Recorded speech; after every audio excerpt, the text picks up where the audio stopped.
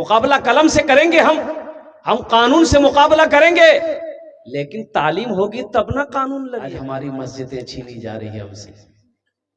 बाबरी मस्जिद चली गई ना, अरे मालूम है कि नहीं है? ये केस 65 से 70 साल तक ये केस चलता रहा बाबरी मस्जिद का, लेकिन कोई भी सबूत नहीं मिला कि मंदिर को तोड़ के मस्जिद बनाया गया था। उनके बावजूद भी वहां बाबरी मस्जिद का जो केस चल रहा था, सुप्रीम कोर्ट के जजों ने कहा कि कोई सबूत नहीं मिला कि मंदिर को तोड़ के मस्जिद बनाया गया है।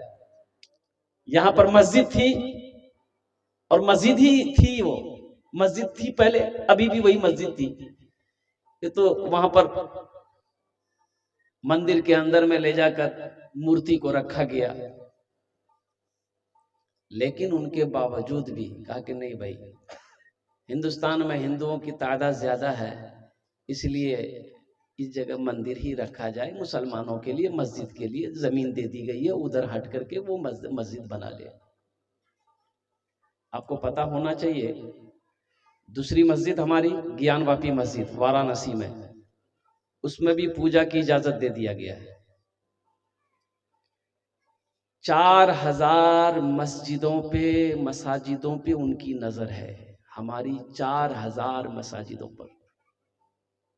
कितनी बोलो?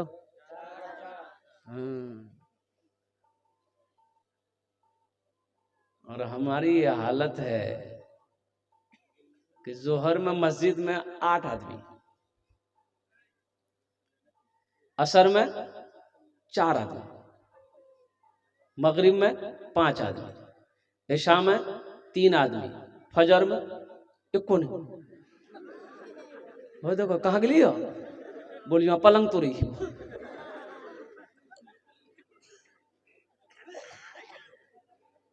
बंदूक है, गोलियां नहीं।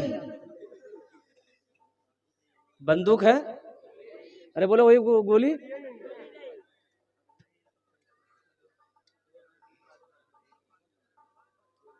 हमारी मस्जिदें वीरान है, हमारी मस्जिदें वीरान है, कुर्बान जाओ। ये गाय मस्जिद में घुस गई, इमाम साहब निकले हुजरे से लट्ठी लेके 4-5 लट्ठी मारा, गाय को भगाया। गाय वाला उधर से आ गया, कने मान लगते गाय कने मान लो। बोले मरदूद, गाय मस्जिद में घुसेगी, गोबर कर देगी, मारेगा नहीं? बोला अरे वो जानवर नहीं छीले हो, हम राते कहियो देख रहा मस्जिदों में। बोला हाँ बात सही है, बात समझ में आ रही है ना? और वो जानवर न था, इसीलिए मस्जिद में आ गया। हमको कभी देखे मस्जिद में? मुसलमानों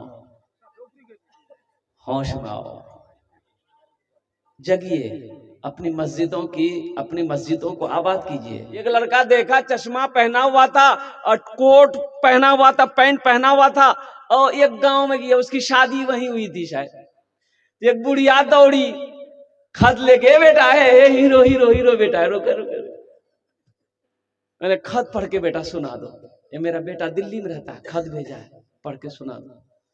और नौजवान रुका, खत को खोला, चश्मा उतारा और देख के रोने लगा, खत देख के रोने लगा। तो बूढ़ी आजम जी के मोर बेटा को चुभा गलो। बुढ़िया पूछ रही कि बेटा क्या हुआ, तुम रो कह रहा है? इसका मतलब है कि मेरा बेटा बीमार है, चाहे मेरा बेटा को कुछ हो गया। अब बुढ़िया को रोते देखा, उसकी बेटी जो अंदर से की मां रो रही है, वो भी आके वो भी रोने लगी। देखते देखते तमाम औरतें रो रही, इधर ये लड़का रो रहा है, सब हक्का बक्का। भाई बात क्या है, फिर रोने के सबब क्या है, वजह क्या है, रो क्यों रहे हो भाई? कोई वजह? बोला खत की वजह से। एक नौजवान बोला कि भाई लाओ तो खत में क्या लिखा? तो उसमें खत में लिखा था कि अम्मी जान आप खैरियत से हैं, हम बहुत अच्छा से हैं और कोई दिक्कत परेशानी नहीं है। 5000 टका हम भेज दिए हैं, छोड़ा करके दवाई भी खाइएगा, अब दूध वगैरह पीजिएगा, अपने सेहत का ख्याल लीजिएगा, रखिएगा, मेरे लिए दुआ कीजिएगा, 2-4 महीने के बाद हम घर आ जाएंगे। नौजवान को बोला रो कह रहे थे तुम? ये खत को देख के रो कह रहे थे? वो नौजवान बोला कि रो इसलिए रहे थे हम कि बचपन में हमने तालीम हासिल नहीं की, बचपन में हम तालीम हासिल नहीं किए, स्कूल का मुंह नहीं देखे, मदरसे का मुंह नहीं देखे। मेरा बाप बहुत कोशिश किया, हम पढ़ नहीं सके।